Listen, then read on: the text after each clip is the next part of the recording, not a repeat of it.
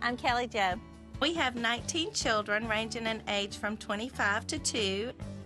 Me and Kelly Jo met at a junior college in South Carolina, Anderson University now.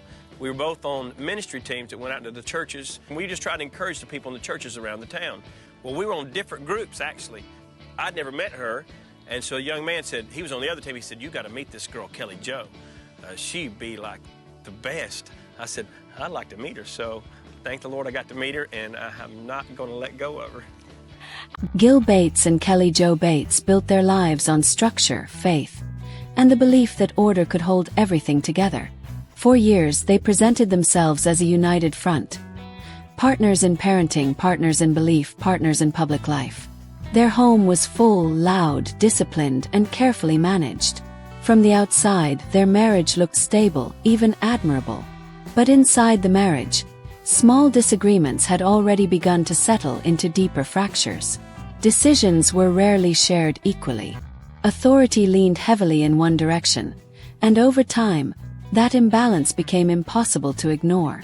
As the years passed, tension between Gil and Kelly Jo grew more frequent and more personal. Conversations that once ended in agreement now ended in silence.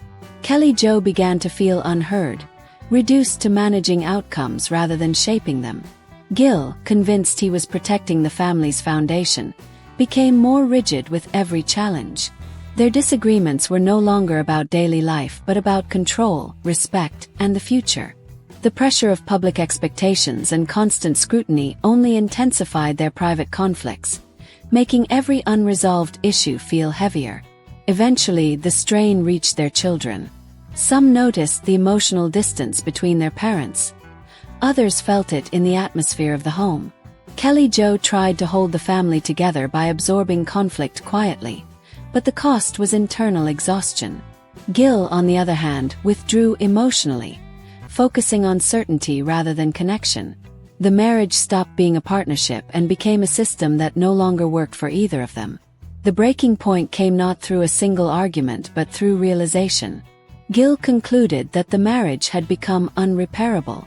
Kelly Jo recognized that staying meant continuing to disappear within it.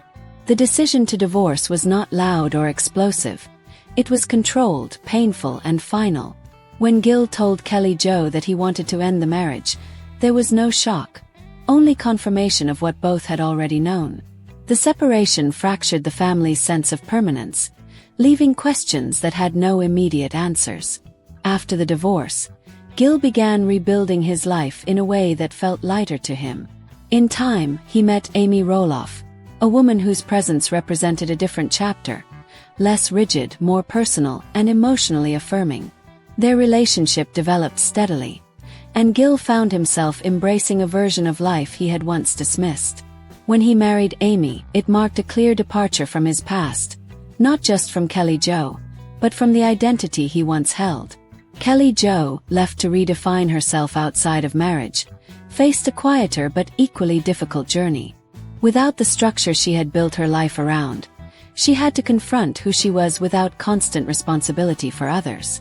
The family adjusted slowly, unevenly, each member processing the changes in their own way. What once appeared unbreakable had proven fragile, and what followed was not resolution, but reality. The story ends without simple closure. Gil moves forward with Amy, believing he has found peace. Kelly Jo remains not defeated but changed, stronger in awareness if not in certainty. The family no longer fits the image it once projected, but it is no longer pretending either. What remains is the truth, that even the most carefully constructed lives can fracture, and that perfection, once broken, cannot be restored, only replaced with honesty. After the quiet finality of their separation, the tension between Gil Bates and Kelly Jo Bates did not disappear, changed form.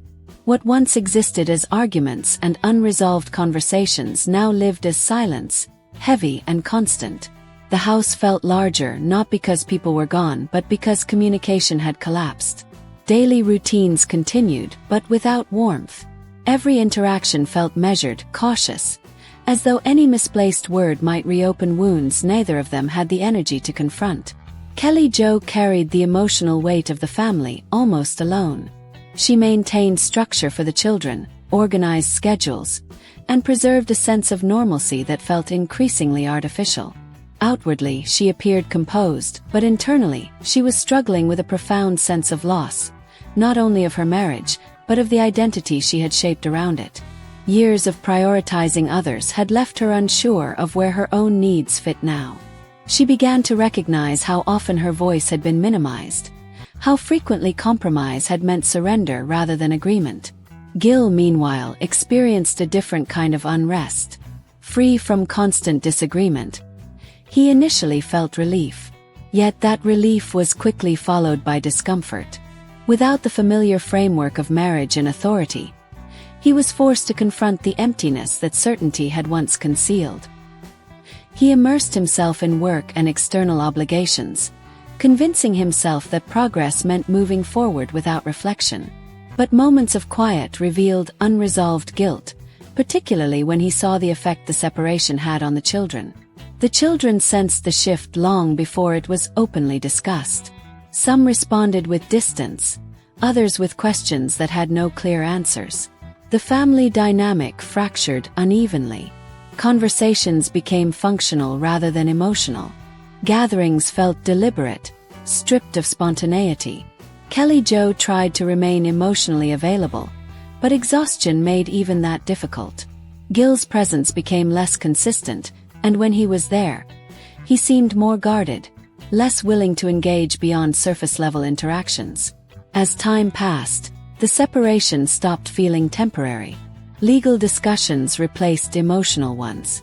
Decisions were framed as practical necessities rather than shared responsibilities. Kelly Jo felt the finality settling in slowly, each document and conversation reinforcing the reality that the marriage was not being repaired. It was being dismantled. Despite this, she resisted resentment, focusing instead on stability. Her strength was quiet, but persistent, rooted in responsibility rather than recognition. It was during this period of emotional distance that Gil met Amy Roloff. Their connection did not begin dramatically. It developed through conversation, ease, and the absence of conflict.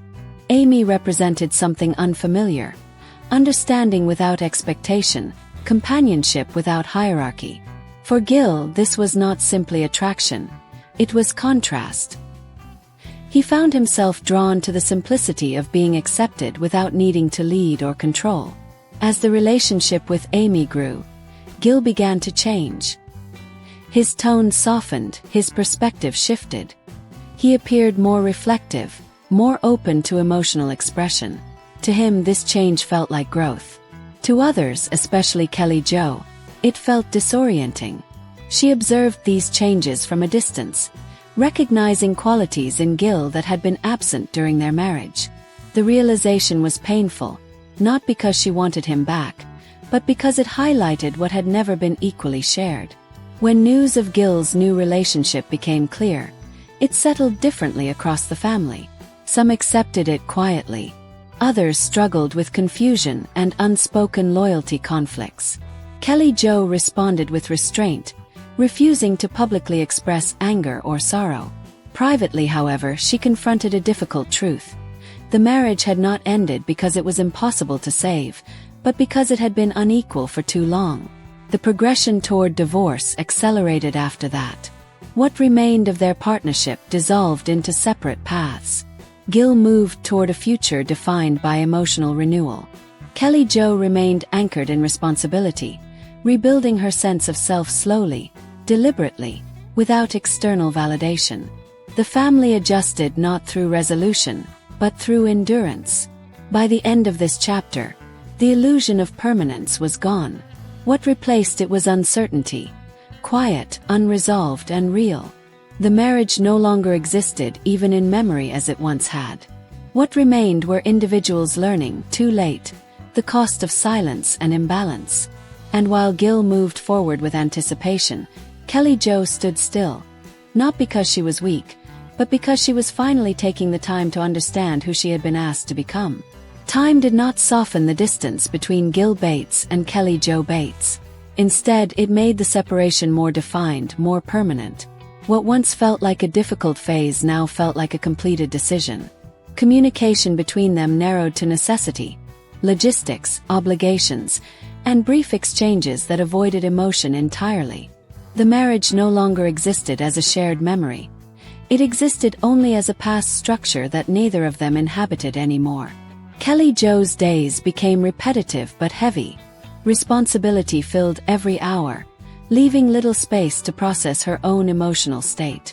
She was present for her children in ways that were quiet and consistent, but internally she was recalibrating her entire sense of purpose. For years, stability had meant keeping the family together at all costs. Now stability meant accepting that togetherness was no longer possible. This acceptance did not come easily. It arrived slowly, through exhaustion rather than clarity. Gil, on the other hand, moved through this period with visible transformation. The rigidity that once defined him softened as he embraced a different emotional rhythm. His growing relationship with Amy Roloff offered him space to speak openly, to be heard without resistance, and to exist without the weight of constant expectation. For the first time in years, he felt emotionally aligned with someone rather than positioned above them. This sense of balance reinforced his belief that ending his marriage had been necessary. As Gil leaned further into this new relationship, the contrast between his past and present became impossible to ignore. He reflected on his marriage not with regret, but with a sense of inevitability. To him, the failure was structural rather than personal. He believed that he and Kelly Jo had grown in opposite directions, shaped by roles they could no longer sustain. This belief allowed him to move forward without looking back, even when that forward movement caused visible strain within the family. The children experienced the separation differently from both parents. For some, the reality arrived through absence, the quiet realization that familiar routines would never return. For others, it surfaced through emotional conflict, loyalty divided between two people they loved. Conversations became cautious. Questions were often left unasked. The family unit continued to function, but without cohesion. Individual needs began to outweigh collective identity. Kelly Jo noticed these shifts acutely. She recognized the emotional toll on her children and felt a quiet guilt for not being able to protect them from the consequences of adult decisions. At the same time, she began to understand that shielding them entirely would have meant continuing a marriage that had already eroded her sense of self. This realization marked a turning point. Instead of trying to restore what was lost, she focused on redefining what remained. Legal processes moved forward steadily, reinforcing the permanence of their separation. Each step felt transactional, stripped of the emotional weight that had once defined their relationship. For Kelly Jo, this was the most difficult phase, not because she wanted reconciliation, but because it confirmed that the life she had built was being formally dismantled. For Gil, the process felt procedural, a necessary transition toward a future he was already imagining. As news of the impending divorce became undeniable, the family's public image began to fracture. What had once been perceived as unwavering stability was now openly questioned. Kelly Jo responded by withdrawing further from external expectations. She stopped performing strength and began practicing honesty, even if that honesty remained private. Her resilience shifted from endurance to self-awareness. Gil's engagement with Amy deepened during this time. Their connection became a source of emotional consistency that contrasted sharply with the instability he associated with his past marriage. He began planning a future that felt intentional rather than inherited. This planning included redefining his role, not just as a partner, but as an individual independent of the family framework that had once defined him entirely. The divorce, when finalized, did not bring closure. It brought clarity. The marriage was no longer a point of tension. It was a completed chapter. What followed was not relief, but adjustment. Kelly Jo faced the reality of life after partnership, learning to exist without constant negotiation. Gil embraced a future shaped by choice rather than obligation. The children stood between these two paths, adapting unevenly, learning through observation rather than explanation. By the end of this part of the story, The family was no longer defined by unity, but by separation managed with restraint. There were no dramatic confrontations, no public collapse. Instead, there was quiet redefinition. Each person moved forward carrying unresolved emotions, shaped not by conflict, but by the long, slow erosion of connection. The cost of that erosion was not immediately visible, but it was lasting. When the divorce between Gil Bates and Kelly Jo Bates was finalized, it arrived without ceremony. There was no dramatic collapse, no moment that felt definitive in the way endings are often imagined. Instead, it felt procedural and quiet, marked by documents, signatures, and brief confirmations. What had once been a lifelong commitment ended in a way that felt almost impersonal. For both of them, the finalization was less about emotion and more about acknowledgement that the marriage no longer existed in any meaningful form. For Kelly Jo, the official end carried a weight she had anticipated but could not fully prepare for. The divorce did not shock her. It clarified her reality. The structure that had defined her adult life was gone, and in its place was an unfamiliar sense of autonomy mixed with uncertainty. She continued to fulfill her responsibilities with consistency, but internally she was adjusting to the absence of shared decision-making. There was no longer a need to negotiate or justify, yet the silence left behind required its own kind of strength. Gil experienced the finalization differently. To him, the divorce represented resolution. It confirmed a decision he had emotionally made long before the paperwork was complete. Rather than mourning the marriage, he focused on the future it had cleared the way for. The absence of conflict felt stabilizing, reinforcing his belief that separation had been necessary. He spoke less about the past and more about what came next, framing the end of the marriage as a transition rather than a loss. The children reacted unevenly to the finality. Some accepted it with resignation, others with delayed emotional response. The official nature of the divorce made the separation undeniable, removing any lingering hope of reconciliation. Family interactions adjusted accordingly.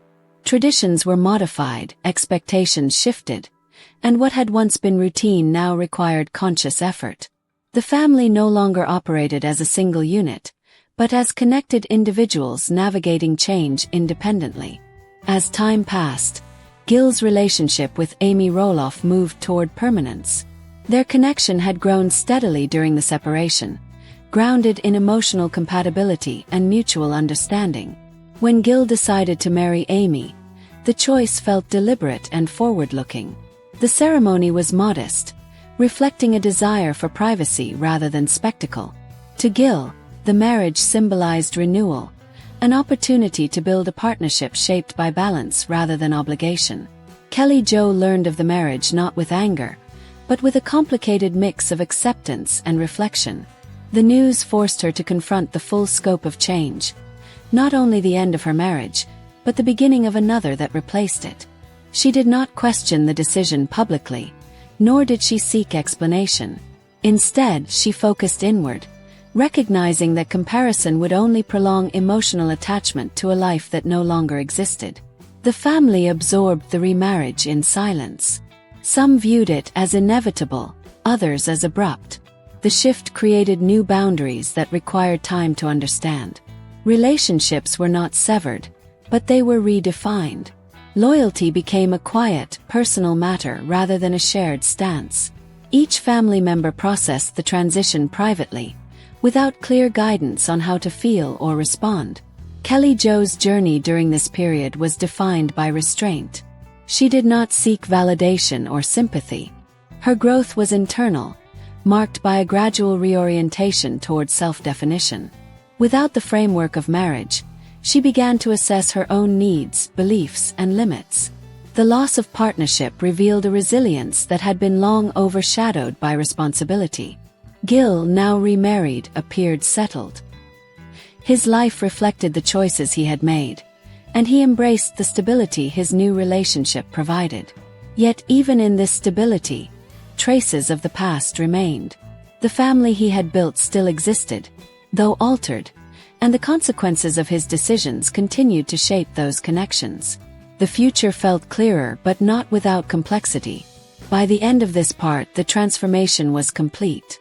The marriage between Gil and Kelly Jo was no longer a point of tension or memory. It was history. In its place stood new realities, defined by acceptance rather than resolution. The family had not healed, but it had adjusted. What followed would not be about endings, but about living with what those endings created.